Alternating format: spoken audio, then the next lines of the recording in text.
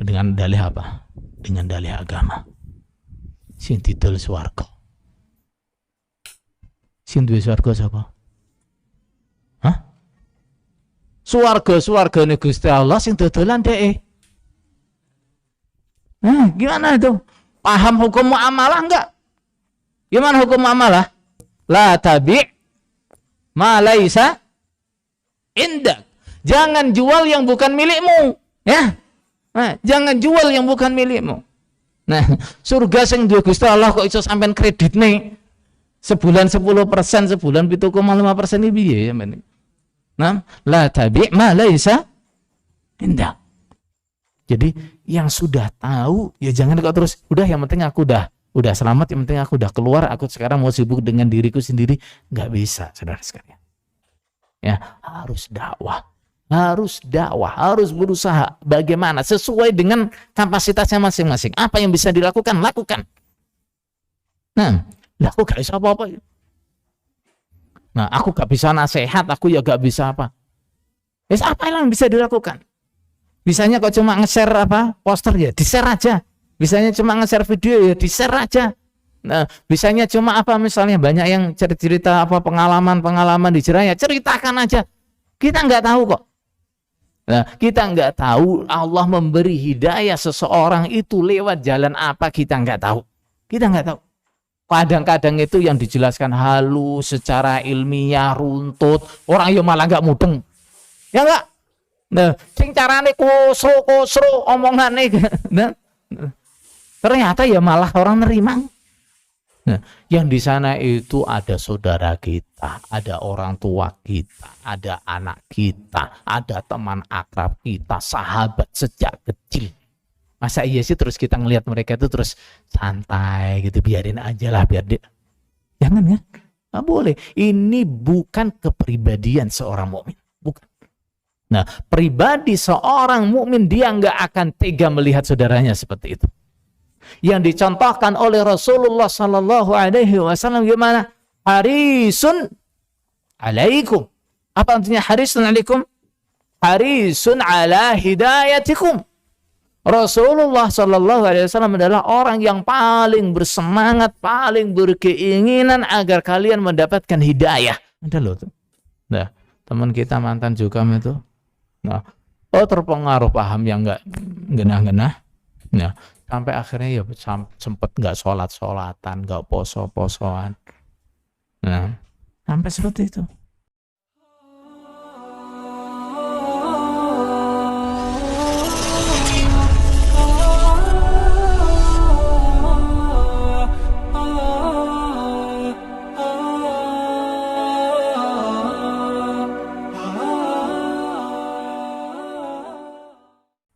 Dengan dalih apa? Dengan dalih agama. Sing didol swarga. Sing duwe swarga sapa? Hah? Swargane Gusti Allah sing dodolan dhek. Gimana itu? Paham hukum muamalah enggak? Gimana hukum muamalah?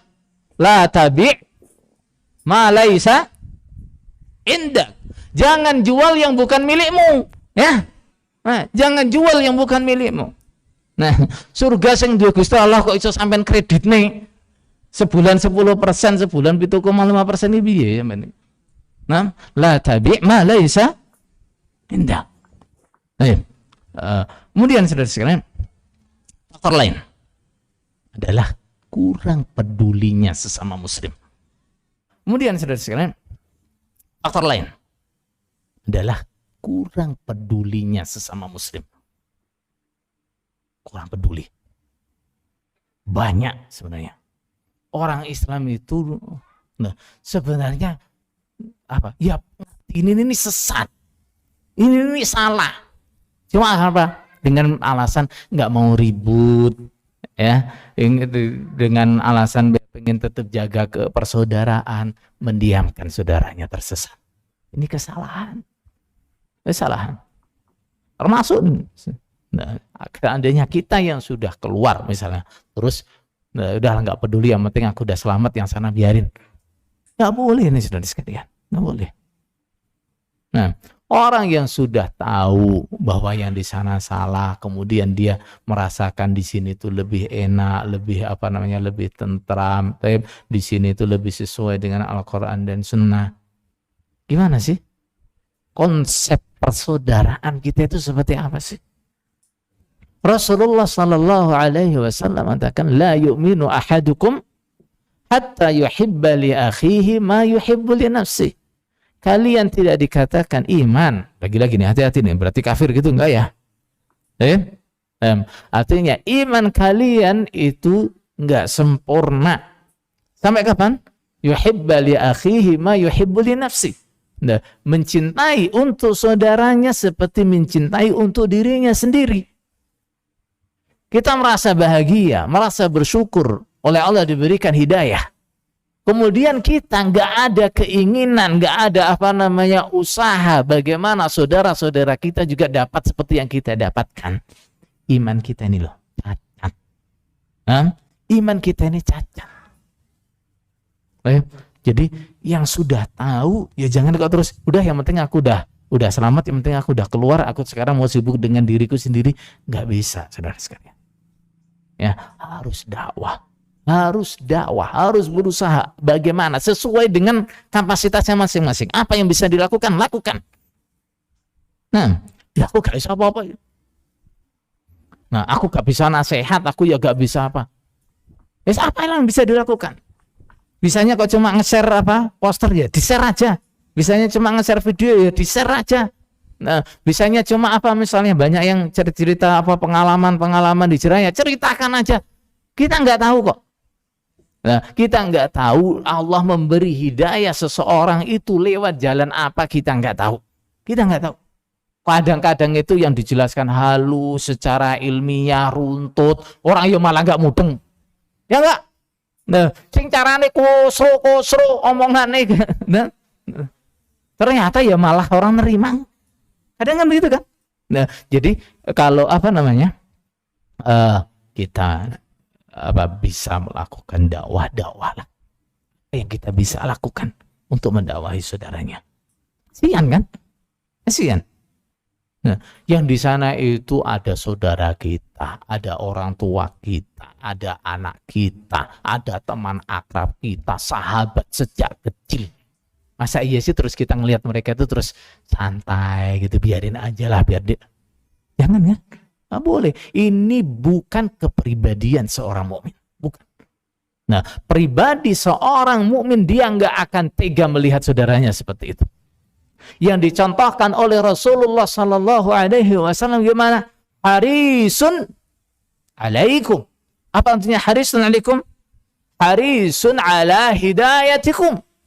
Rasulullah Sallallahu Alaihi Wasallam adalah orang yang paling bersemangat, paling berkeinginan agar kalian mendapatkan hidayah. Makanya apapun dilakukan oleh Rasulullah Sallallahu Alaihi Wasallam untuk mendapatkan agar umatnya mendapatkan hidayah.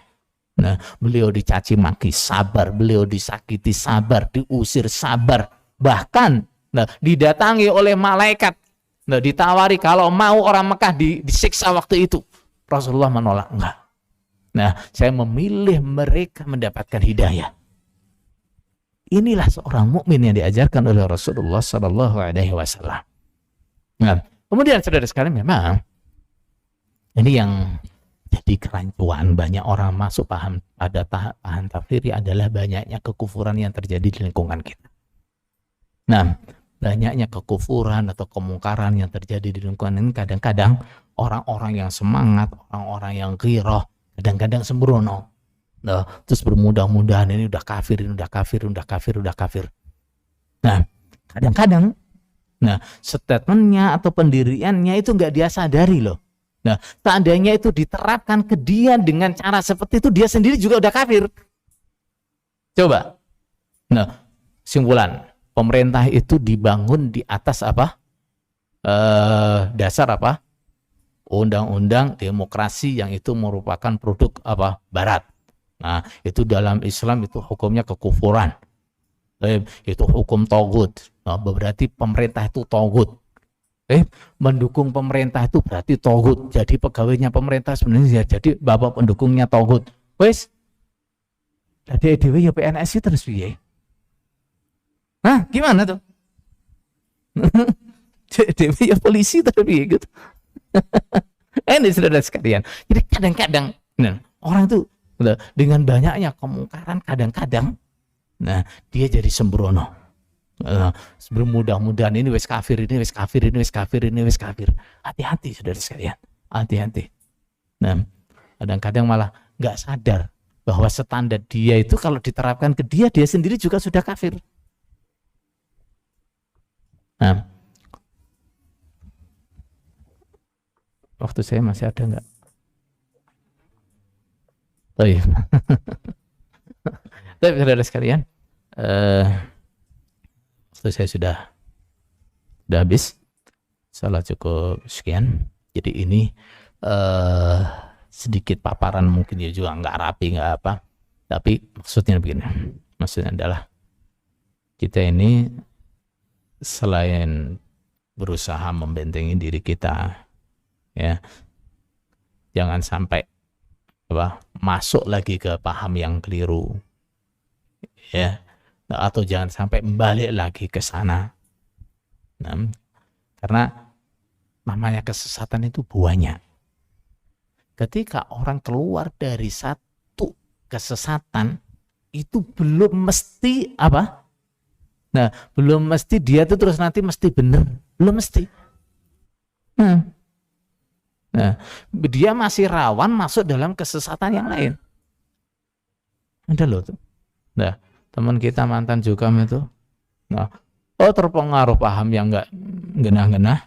Nah, sampai akhirnya ya sempat enggak sholat-sholatan, enggak poso-posoan. Nah, sampai seperti itu. Ini apa ini? Memang namanya pintu kesesatan itu banyak. Orang selamat dari satu pintu belum tentu selamat dari pintu yang lain. Nah, makanya kita harus selain banyak doa, banyak belajar, berusaha hati-hati, bersihkan niatnya. Nah, itu yang pertama. Yang kedua adalah kita juga harus dakwahkan. Nah, namanya orang dakwah itu kan harus paham. Nah, harus paham dengan kondisi yang didakwahi. Udahlah, kita mungkin nggak paham dengan lingkungan yang lain, kita pahamnya dengan lingkungan ini. Ya sudah, dakwah di sini. Nah, dakwah kepada mereka, kita pahamnya sama mereka. Terus yang ketiga adalah kita harus mengedukasi masyarakat yang belum tahu nih. Ya, yang belum tahu dengan kelompok ini kita harus edukasi. Jangan sampai nanti mereka ketipu juga masuk ke situ juga. Nah, makanya hal-hal seperti ini ya kita nggak bosan-bosan. Nah, terus kita jelaskan, terus kita sosialisasikan. Mengingat kita sudah ngerasakan lah rusakannya seperti apa. Baik, jazakumullahu khairan. Insyaallah cukup sampai di sini. Ada kekurangannya mohon maaf yang sebesar-besarnya. Jazakumullahu khairan. Wassalamualaikum warahmatullahi wabarakatuh.